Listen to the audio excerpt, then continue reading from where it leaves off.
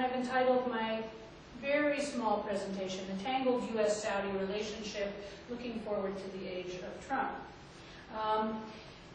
It might be something of a cliche, but of course the U.S.-Saudi relationship is a long-lasting, over now half a century long codependency, started with an agreement in the immediate post-war environment by FDR and King Abdulaziz that would set the tone for the next half century, codependency based on oil, security, and an intimate international relationship. At the heart of the U.S.-Saudi codependency is a material complex, namely the petrodollar recycling machine, in which the abundant Saudi resources and the most abundant oil exports are priced and sold in dollars, and then those dollars are reinvested in the global economy through treasury bonds, through other forms of investments that sustain the global economy, the IMF, and the U.S. economy in particular. And so this material complex of relationships continues to be at the heart of the U.S.-Saudi codependency.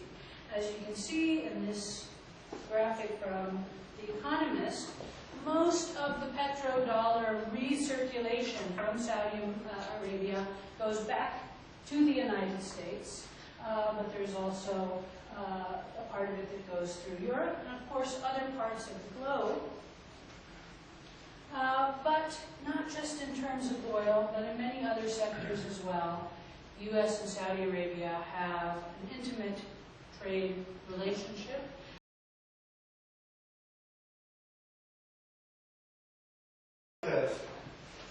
Anything that I had to say about the reset button in U.S.-Saudi relationships after last night, I threw away all my notes because I'm glad that you talked about that, Leila, because I just don't have a clue. I really don't. What I'm going to talk about today is an approach that I take to what many people call terrorist networks. What I do is I've studied for 35 years organizations. I studied them in the public sector, the nonprofit sector, and occasionally in the private sector. I had a fundamental bias. I believe that human beings around the world, no matter where they are, have sort of similar capabilities for organizing. So anytime you want to organize anything collectively, there are only really a few things that you can do. Now, this is whether you want to organize armies or whether you want to organize major corporations, or whether you want to create nefarious networks to do your enemies harm.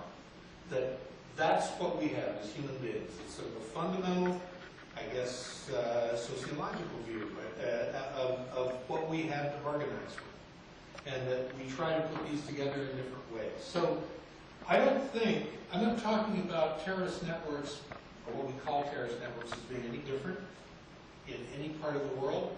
I think if we're looking at the FARC in Colombia, I think if we're looking at the Tamil Tigers in Sri Lanka, I think if we're looking at Jemaah Islamiyah in Indonesia, or if we're looking at ISIS in Syria or Iraq, same thing, same set of problems. In fact, many of the organizing tools would be used by CEOs of major corporations, by generals, and by cabinet secretaries or ministers in many countries around the world. So that's the perspective. To give you a little sort of foreshadowing, what I do think is what creates dark networks, and I'll explain what I mean in just a second, can be different. So that what's driving ISIS may be different than what's driving FARC. And what's driving ISIS in the Middle East is different than what's driving ISIS in Europe and the United States. So recruitment, radicalization may be a different process in different parts of the world, but the tools that human beings use to come together collectively to try to have an effect on whatever it is that they want to have an effect on for the same. So that's the.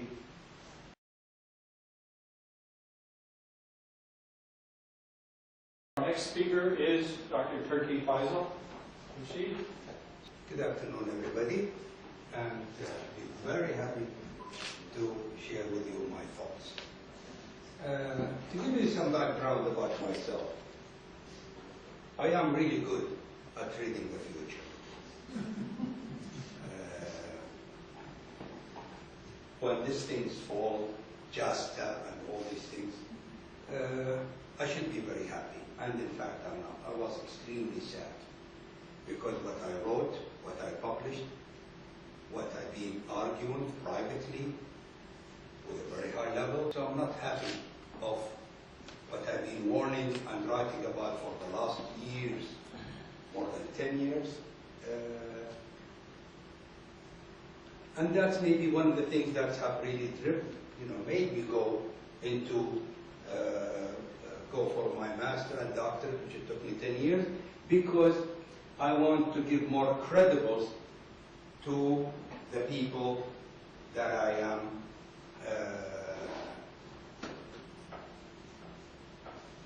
Okay, so before we start, I think the best way forward in a relationship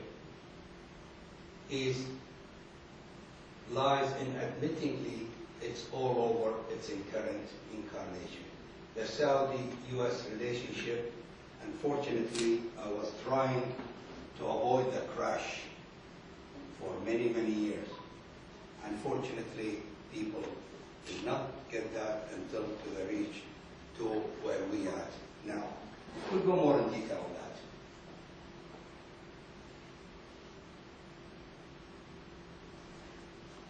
Well, Saudi Arabia, they have since 1932, and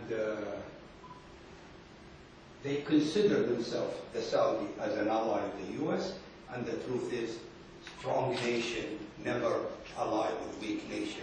They use them, they utilize them, and then when they finish with them, they drop them in the garbage. And this ally business, many Saudis, illusions, have that. And one of the biggest failures we had in Saudi Arabia for the last 70 years, that is our relationship is restricted between White House administration and the capital of Saudi Arabia, restricted to a handful of people who are doing the relationship. What's the result? Well, we all know what the result was. Saudi Arabia is the largest exporters and 7 years of cooperation. And all this ended up with just 97 senators voted on against Saudi Arabia. With all the billions of dollars we provide, with all the things we do, we end up with just that. And I'm not surprised because the ally word, that was the wrong being used. We use you, we utilize you, when we finish, we throw you.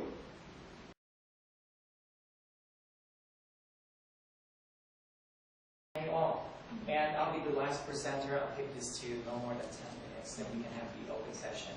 So I'm going to be focusing on strategic agriculture. And I'm going to talk first about Saudi Arabia, and then I'll talk about the US. Okay, it's incontrovertible that Saudi Arabia and the United States are very important strategic partners, so we must find ways to get this relationship to work. Saudi Arabia has a current population of about 30 million, and 2/3 of them are native Saudis. The rest are foreign workers.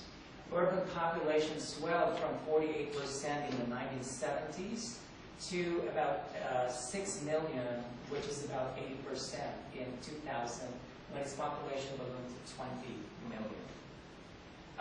Urbanization, which is centered in the kingdom's commercial hubs of Riyadh, Western Province, and Eastern Province, is expected to rise further to 88% by 2025, when the kingdom's population reaches about 34 million. So there is this mass exodus from the rural area to the few urban centers in the kingdom taking place. And a big driver for that is rural poverty. So the strategic agriculture solution here is the University of Ohio, University of Arizona joint cooperative program to be able to help these 2 villages that we selected. So this is a very specific example by which we could have this relationship between the United States and Saudi Arabia improved. And these are just some of the key people. Of course, Kevin Fitzsimmons. This is Dr. Khalid Asri, who's our counterpart in Howard University. Dr. Taran is in public health here at the University of Arizona. And of course, Dr. Turki is facilitating all of this. This is just a meeting with the university officials at the University of Ohio, including their rector or the president. So here in the U.S., and I want to be closer to home here in Arizona, cultivating an emerging ag economic hub in Arizona for hay. And I put a question mark in there because this requires really objective evaluation and analysis and policy making.